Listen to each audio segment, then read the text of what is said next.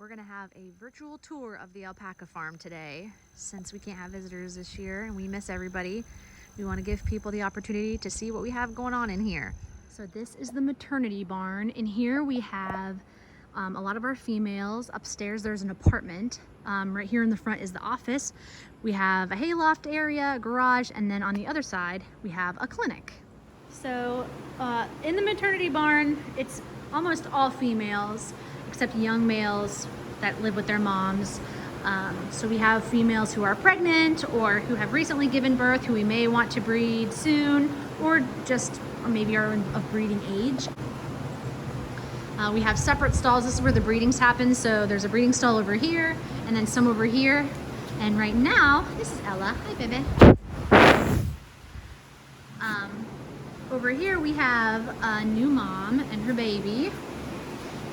This is her first baby. This is Venus. And that's her little girl. So we'll go in and see her. So I think we're naming her Milo because mom is Venus and Milo. She was born 20 pounds. That's pretty average. 18 to 20 pounds is normal. Her mother was pregnant for 11 and a half-ish months. That's very average and typical.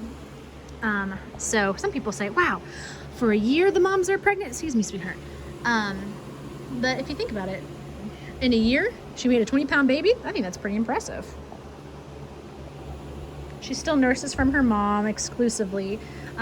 She was up and moving within an hour of being born. She's a very, spirited alpaca. She loves to run around and jump. And she's very curious and friendly, so we love that.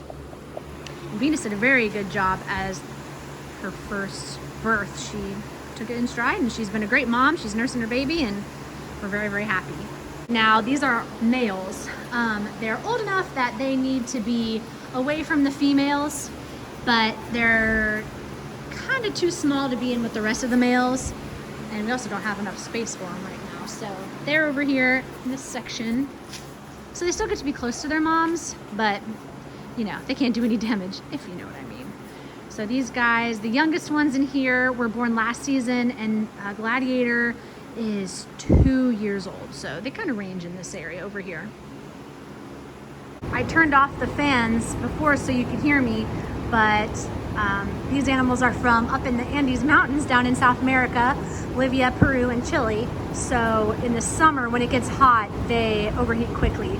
So they have lots of fans, and then maybe you can see the misters coming down. We do a lot to make sure that the alpacas don't get too hot. I mean, their fleece is really insulating, just like wool. So can you imagine wearing a big, thick wool sweater in the middle of the summer, especially this summer? No way. Next barn is the stable barn, what we call it, because it's a former horse stable, but we took out the stalls and created an alpaca barn. So peep in here real quick. These girls are a little more shy, so they're exiting as soon as I come in. These girls could potentially be of breeding age, but they are not of breeding quality. So these girls are just kind of like bachelorettes, I guess. You can see we have a lot of different colors.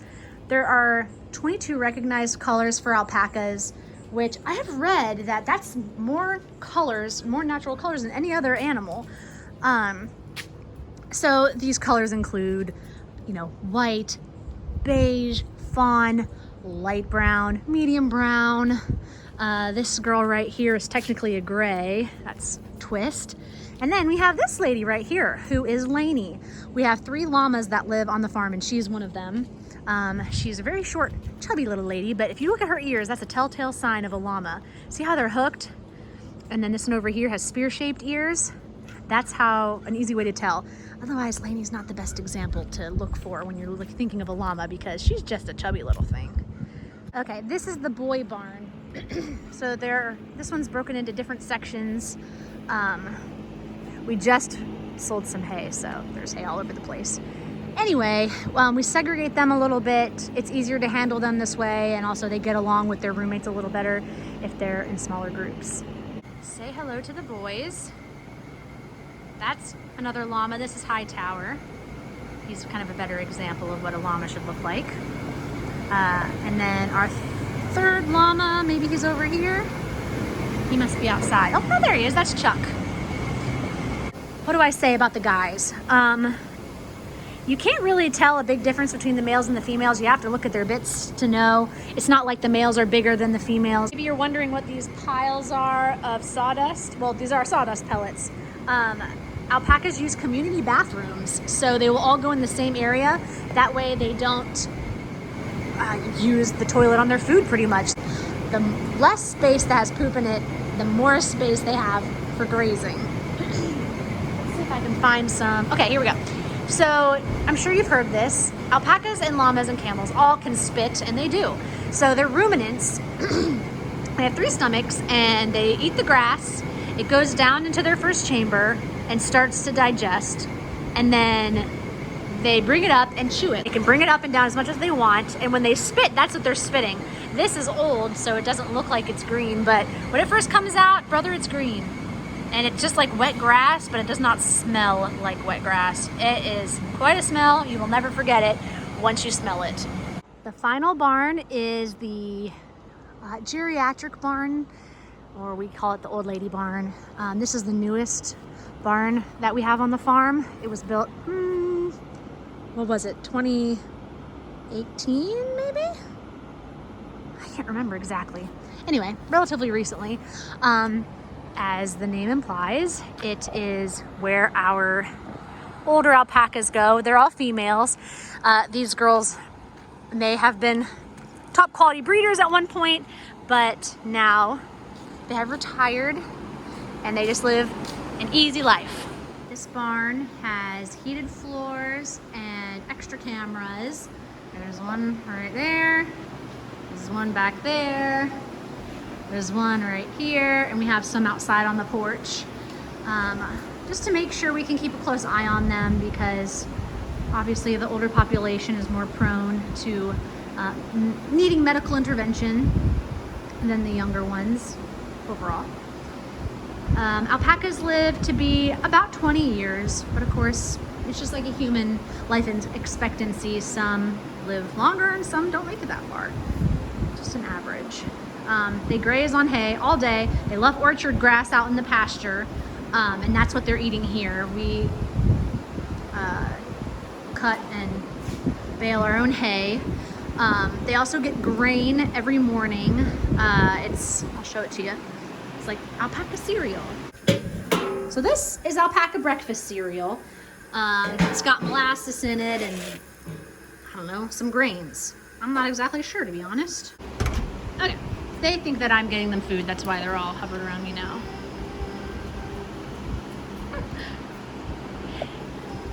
Anyway, like I said, they live about 20 years. As far as upkeep goes, alpacas are relatively low maintenance compared to other livestock. They do need, especially around here, we have a lot of white-tailed deer. So we give them Dectomax every 3-ish months, which helps with meningeal worm. Hi, that's Nightingale. That's Eve. Hi, baby. Anyway, that is a parasite that attacks snails and deer, and them, no problem, but in alpacas, it really screws up with their nervous system and their meninges, hence the name. And then we just keep an eye on their teeth and their feet. These guys live on cement floors, so their toes usually don't have any problems, but I want to make sure that they're nice and short. Their teeth, they have a bottom teeth, but not really on the top, at least in the front.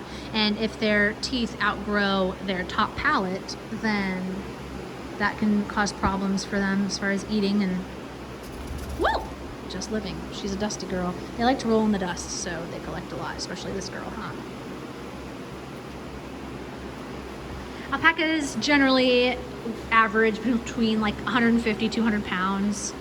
They're usually about 5 feet tall, 4 or 5 feet tall, while llamas, there are no llamas in here. Llamas usually are about 7 feet tall, 6, 7 feet tall.